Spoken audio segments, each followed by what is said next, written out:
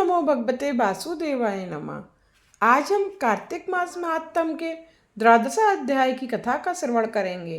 सूत जी कहते हैं, इतनी कथाएं सुनने के पश्चात महाराजा पृथु ने नारद जी से प्रार्थना की कि हे देव ऋषि, आपने कार्तिक महात्म में कर्क चतुर्थी व्रत और गृहस्थ धर्म के बारे में मुझे इतना कुछ बतलाया है।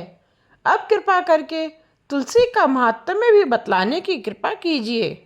नारद जी बोले, हे राजा पृथु, प्राचीन काल में सहस्त्रादि क्षेत्र के करवरीपुर में अत्यंत ज्ञानी धर्मात्मा तथा ओम नमो भगवते वासुदेवाय नमः मंत्र का जप करने वाला धर्मदत्त नामक एक ब्राह्मण रहता था। वह अतिथियों का आदर सत्कार भी खूब करता था। एक दिन प्रातःकाल एक पहर रात्रि शेष रहने पर वह ब्राह्मण पूजा की सामग्री लेकर भगवान के मंदिर को जा रहा था कि इतने में उसने देखा, सामने से आती हुई एक अत्यंत भयंकर राक्षसी को देखा। आगे को निकले हुए टेढ़े मेढ़े और बड़े बड़े दांत, लाल नेत्र, बिल्कुल नग्न लकड़ी के समान सूखा शरीर तथा मुख से घुर घुर शब्द निकल रहा था।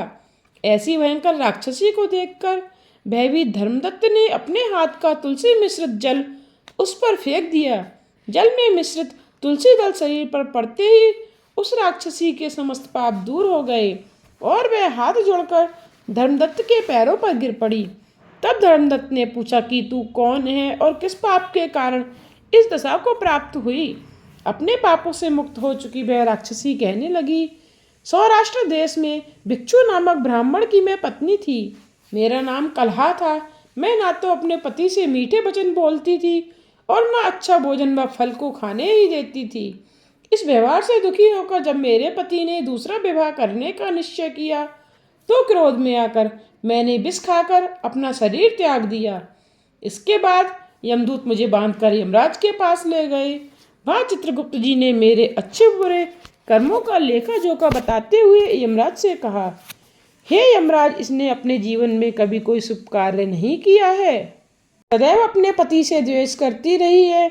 यह सुनकर यमराज ने आज्ञा दी, क्योंकि जिस बर्तन में यह पकाती थी उसी में खाती थी, इसलिए इसको पहले अपनी संतान को खाने वाली बिल्ली की योनि में भेजा जाए। उसके बाद पति से द्वेष करने के कारण इसको विष्ठा खाने वाली सूकरी की योनि प्राप्त हो।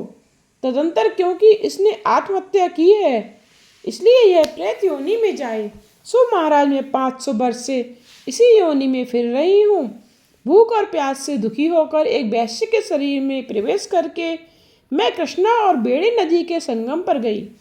जैसे ही मैं नदी के तट पर पहुंची, विष्णु के दूतों ने मुझे वैश्य के शरीर से निकालकर बाहर फेंक दिया।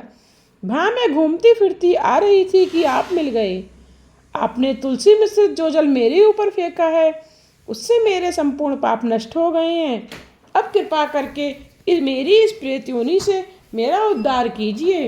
राक्षसी ने सारा वृत्तांत सुनने के बाद ईश्वर भक्त ब्राह्मण धर्मदत्त ने कहा, तुमको देखकर मुझे अत्यंत दुख हुआ है। मैं जानता हूँ कि तीर्थ व्रत दान आदि सत्कर्म प्रेत योनि में नहीं हो सकते। तुम्हारे पाप अधिक तथा पुण्य बहुत कम है, इसलिए मैंने अपने जीवन काल में जितना कार्तिक मास का स्नान और व्रत किया है उसका आधा पुण्य तुमको देता हूँ। इससे तुम्हें उत्तम गति प्राप्त होगी। इसके पश्चात ब्राह्मण ने ज्यों ही ओम नमो भगवते वासुदेवाय मंत्र पढ़ते हुए तुलसी मिश्रित जल से उसका अभिषेक किया।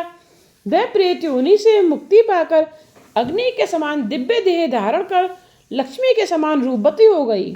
इसके बाद उसने ब्राह्मण को नमस्कार किया। तभी भगवान विष्णु के पुण्यशील तथा सुशील नामक 2 दूत वहां पर आए और उसको विमान में बैठाकर बैकुंठ को ले गए। उन दूतों ने धर्मदत्त से कहा कि हे ब्राह्मण, निरंतर भगवान की भक्ति में लगे रहने के कारण तुम धन्य हो। तुम्हारे द्वारा कार्तिक मास के स्नान व व्रतों का आधा पुण्य दिए जाने के कारण ही इसकी मुक्ति हुई है। हे विप्र, अपने इस त्याग, भक्ति और कार्तिक स्नान के प्रताप से कालांतर में तुम राजा के कुल में जन्म लोगे और अंत में वैकुंठ धाम को प्राप्त करोगे। आज की कथा को यहीं विश्राम देते हुए इससे आगे की कथा का श्रवण आप कल के अध्याय में कीजिएगा।